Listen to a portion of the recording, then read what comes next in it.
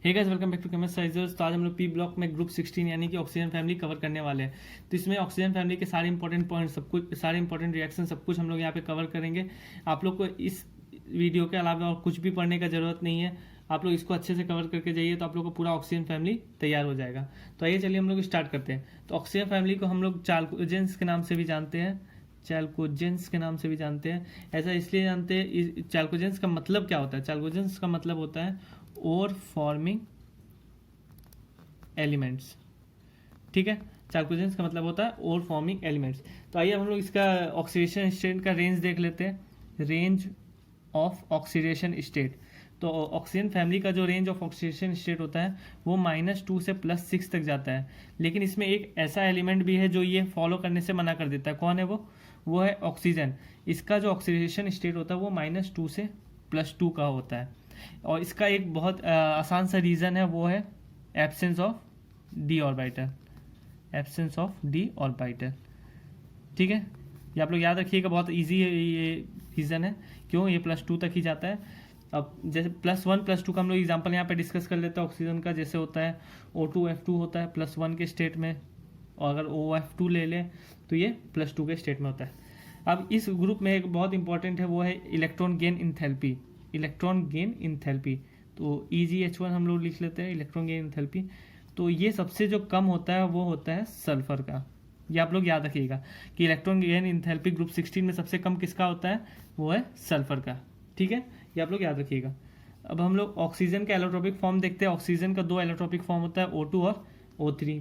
O2 का जो heat of formation होता है वो 0 होता है, लेकिन O3 का हीट ऑफ फॉर्मेशन जो होता है ΔH0F वो 0 नहीं होता है। ठीक है, इस ग्रुप में ऑक्सीजन के अलावा हम लोग को सल्फर का भी एलोट्रोपिक फॉर्म देखने को मिलेगा। सल्फर का भी 3 एलोट्रोपिक फॉर्म है। Rhombic sulphur, number 2 monoclinic sulphur, number 3 plastic sulphur. ठीक है, ये हम लोग को 3 सल्फर का एलोट्रोपिक फॉर्म देखने को मिलेगा। अब रोम्बिक सल्फर को हम लोग अल्फा सल्फर के नाम से भी जानते हैं, और मोनोक्लिनिक को बीटा सल्फर के नाम से भी जानते हैं। ठीक है, और सबसे ज़्यादा स्टेबल सब में कौन सा होता है? थर्मोडाइनमिकली सबसे ज़्यादा स्टेबल रोम्बिक सल्फर होता है। Thermodynamically most stable. ठीक है, थर्मोडाइनमिकली मोस्ट स्टेबल जो फॉर्म होता है वो रोम्बिक सल्फर का फॉर्म होता है, इसीलिए इसका ΔH0F जो होता है वो 0 होता है। अब ये जो रोम्बिक सल्फर और मोनोक्लिनिक सल्फर है ये S8 रिंग्स कंसिस्ट करता है, यानी इसका जो स्ट्रक्चर होता है वो S8 रिंग्स होता है। S8 रिंग्स का शेप कैसा होता है? क्राउन शेप होता है। ठीक है, ये आप लोगों को पता ही होगा, ये स्ट्रक्चर आप लोगों को पता है। सल्फर S8 रिंग का कैसा स्ट्रक्चर होता है? इस टाइप का कुछ स्ट्रक्चर होता है। ये क्राउन शेप है, इसलिए क्राउन के नाम से, क्राउन शेप के नाम से जाना जाता है। ठीक है, अब इसमें हम लोग पेरोक्साइड्स देखते हैं। इसमें जो पेरोक्साइड बनता है वो H2O2 बनता है, Na2O2 बनता है, Na2O2 बनता है, BaO2 बनता है, और SrO2 बनता है। ये कुछ पेरोक्साइड्स हैं जो हम लोग को इंपॉर्टेंट है, जो हम लोग यहाँ डिस्कस करना चाहते थे। ठीक है, पेरोक्साइड्स के बाद सुपर ऑक्साइड्स भी बनाते हैं। सुपर ऑक्साइड्स ये होता है KO2, RbO2, CSO2। तो यहाँ पे आप लोग देख लीजिए कि ऑक्सीजन कौन कौन सा पेरोक्साइड बना रहा है, कौन कौन सा सुपर ऑक्साइड बना रहा है, ये सब बहुत इंपॉर्टेंट है।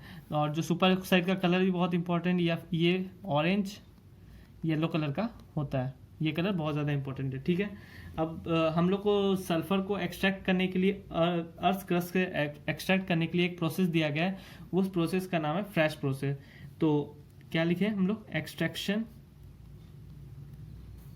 Of sulfur from earth's crust is done by fresh process।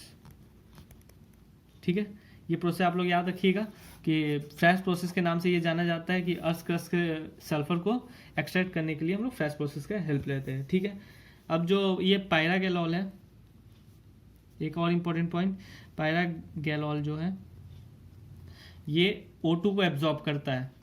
ठीक है, अगर हम लोग को गिवन हो कि पैरागैलॉल है O2 को एब्जॉर्ब करता है कि O3 को, तो हम लोग लिखेंगे कि पैरागैलॉल O2 को एब्जॉर्ब करता है, ना कि नॉट O3। ठीक है। तो हम लोग इसको डिफरेंस आसानी से कर सकते कि पैराक्लोर यूज़ करेंगे तो O2 पैराक्लोर में एब्जॉर्ब हो जाएगा और O3 नहीं होगा। ठीक है। O3 को हम लोग सॉल्यूबल अगर दिखाना है तो O3 सॉल्यूबल है आपका टर्पेंटाइल ऑयल में, टर्पेंटाइन ऑयल, या फिर ग्लेशियल एसिटिक एसिड, ठीक है, या फिर हम लोग CCl4, ये सब में ये सॉल्यूबल है। ठीक है। O3 आपको पता ही है एक बहुत अच्छा ऑक्सीडाइजिंग एजेंट है। O3 जो है ये बहुत अच्छा ऑक्सीडाइजिंग एजेंट है। तो हम लोग कहीं भी O3 से रिएक्शन दिया होगा तो मैक्सिमम टाइम ये ऑक्सीडाइज ही करेगा। अब एक बहुत इंपॉर्टेंट रिएक्शन में आता है, आप लोग को ये कवर करना है कि O3 जो है वो H2O2 से भी अच्छा ऑक्सीडाइजिंग एजेंट है। तो अगर हम H2O2 में O3 डाल देंगे तो हम लोग को प्रोडक्ट मिलेगा O2 + H2O। ठीक है। तो इसमें O3 जो है ऑक्सीडाइजिंग एजेंट है, क्योंकि H2O2 से बढ़िया ऑक्सीडाइजिंग एजेंट है, तो यहाँ ऑक्सीडाइजिंग एजेंट का तरह काम करेगा। तो ये रिड्यूसिंग एजेंट हो जाएगा। तो ये ऑक्सीडाइजिंग एजेंट, ये ऑक्सीडाइज होके O2 और ये रिड्यूस होके भी O2। ठीक है। इस रिएक्शन का एक बहुत बढ़िया नाम है कॉम्प्रोपोर्शनल रिएक्शन। ठीक है। ये आप लोग को तब हेल्प करेगा जब आप लोग को यहाँ पे दिया रहेगा कि O18 यूज़ कर रहे हैं तो यहाँ पे O18 बनेगा कि यहाँ पे O18 बनेगा, तो यहाँ पे O18 बनेगा। इसलिए रिएक्शन अगर उस टाइप का क्वेश्चन गिवन हो तो काफ़ी ज़्यादा हेल्प करेगा आपको सॉल्व करने में। ठीक है। अब हम लोग अगर Ki का O3 से रिएक्शन गिवन हो, ये बहुत इंपॉर्टेंट रिएक्शन में ये सब आता है जो हम लोग अभी कवर कर रहे हैं। इसके अलावा आप लोग को और कोई भी रिएक्शन कवर करने की जरूरत नहीं है, आप लोग बस इतने रिएक्शन कवर करके जाइए, सफिशिएंट है। अगर Ki का O3 से रिएक्शन देगा, दो तरह का रिएक्शन हो सकता है, एक एसिडिक मीडियम, एक बेसिक मीडियम, एक H+ में, एक OH- बेस में। ठीक है। तो H+ में अगर हम लोग रिएक्ट करेंगे तो I2 + O2 बनेगा, और अगर बेसिक मीडियम में हम लोग रिएक्ट करेंगे तो KiO3 + KiO4 + O2। यहाँ पे KiO3 जो है वो मेजर है और ये माइनर। ठीक है। तो अगर बेसिक मीडियम लेंगे तो हम लोग को KiO3 मेजर मिलेगा, और एसिडिक मीडियम लेंगे तो I2 मिलेगा। ठीक है। अब हम लोग को अगर I2 के साथ O3 का रिएक्शन कराना है तो इसमें भी दो स्टेट हम लोग को मिलता है, एक मॉइस्ट स्टेट और एक दूसरा मिलेगा हम लोग को ड्राई स्टेट, यानी ड्राई कंडीशन, मॉइस्ट कंडीशन और ड्राई कंडीशन। तो मॉइस्ट कंडीशन में ये दे देगा आप लोग को HiO3, ठीक है, और ड्राई कंडीशन में I4O9। ठीक है। इसको हम लोग और लिख सकते हैं IiO3 होल थ्राइस। ठीक है। तो अब हम लोग को O3 और H2O2 को अगर रिएक्शन में डिफ्रेंशिएट करने बोला तो हम लोग कैसे करेंगे, तो हम लोग यूज़ करेंगे filter paper soaked in benzidine. Filter paper soaked in benzidine अगर O3 से पास करवाएंगे और H2O2 से पास करवाएंगे तो O3 से ये रिएक्शन करके ब्राउन कलर दे देगा और इससे कुछ भी नहीं करेगा, नॉट गिवन। ठीक है। ये कुछ भी कलर नहीं देगा। ठीक है। इसके बाद O3 के लिए एक टेस्ट और आता है, वो है tailing of mercury test, tailing of mercury. ठीक है। टेलिंग ऑफ मरकरी अगर O3 से पास होगा तो इसका जो मोबिलिटी होता है, मरकरी का मोबिलिटी जो होगा वो डिक्रीज हो जाता है, डिक्रीजेज। ठीक है। ये भी बहुत इंपॉर्टेंट टेस्ट जो ओजोन देता है, ये आप लोग याद रखिएगा, और ये डिस्टिंग्विश करने में भी आपको हेल्प करेगा, filter paper dip soaked in benzidine. ठीक है। तो अब इसके बाद O3 का एक बहुत इंपॉर्टेंट रिएक्शन है जो हम लोग एज अ जनरल कवर कर लेंगे, जैसे नॉन मेटल्स गिवन हो या फिर मेटलॉइड्स गिवन हो। इसका हम लोग को अगर O3 साथ रिएक्शन करवाना है तो हम लोग को यहाँ पे मिलेगा ऑक्सी एसिड्स। ठीक है। O2 के साथ नॉन मेटल्स और मेटलॉइड्स का अगर हम लोग O3 से रिएक्शन करवाएंगे तो ऑक्सी एसिड्स और O2 रिलीज होगा। ठीक है। अब हम लोग SO2 का डिस्कशन करते हैं। SO2 जो है ये सिर्फ इकलौता ऐसा गैस है जो कि टेम्पररी ब्लीचिंग देता है, टेम्पररी ब्लीचिंग देता है। ठीक है। SO2 आप लोग याद रखिएगा कि कौन सा ऐसा गैस है जो टेम्पररी ब्लीचिंग देगा, SO2। ये डायरेक्टली आप लोग पूछा जाएगा, ऑप्शन दे देगा, 2-3 गैस का नाम दे देगा और उसके बाद पूछेगा कि कौन है, तो आप लोग को याद रखना होगा कि वो SO2 होगा। ठीक है। SO2 का एक बहुत इंपॉर्टेंट प्रोसेस है, कौन सा प्रोसेस है, कॉन्टैक्ट प्रोसेस। ये हम लोग पिछले वीडियो में जब हम लोग H2SO4 कवर किए थे तब भी हम लोग ये प्रोसेस डिस्कस किए थे, कॉन्टैक्ट प्रोसेस।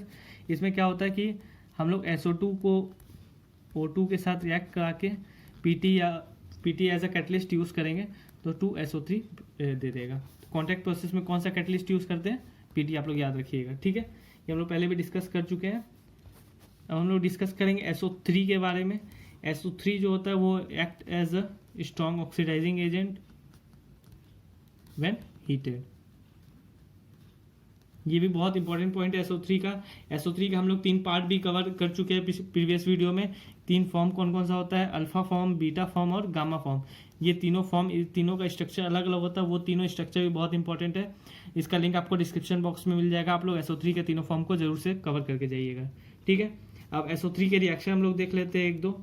तो SO3 में अगर हम लोग कॉन्क H2SO4 डालेंगे तो हम लोग ओलियम मिलेगा। ओलियम के फॉर्मूला H2H2O7, ठीक है। और अगर हम लोग SO3 को HCl में डालते हैं तो हम लोग को सिंपली एसिड बेस रिएक्शन देखने को मिल जाएगा, ठीक है। सिंपल एसिड बेस रिएक्शन है, SO3 में HCl ऐड हो गया, एसिड बेस रिएक्शन बन गया, ठीक है। इसका नाम हो जाएगा क्लोरो सल्फोनिक एसिड, ठीक है।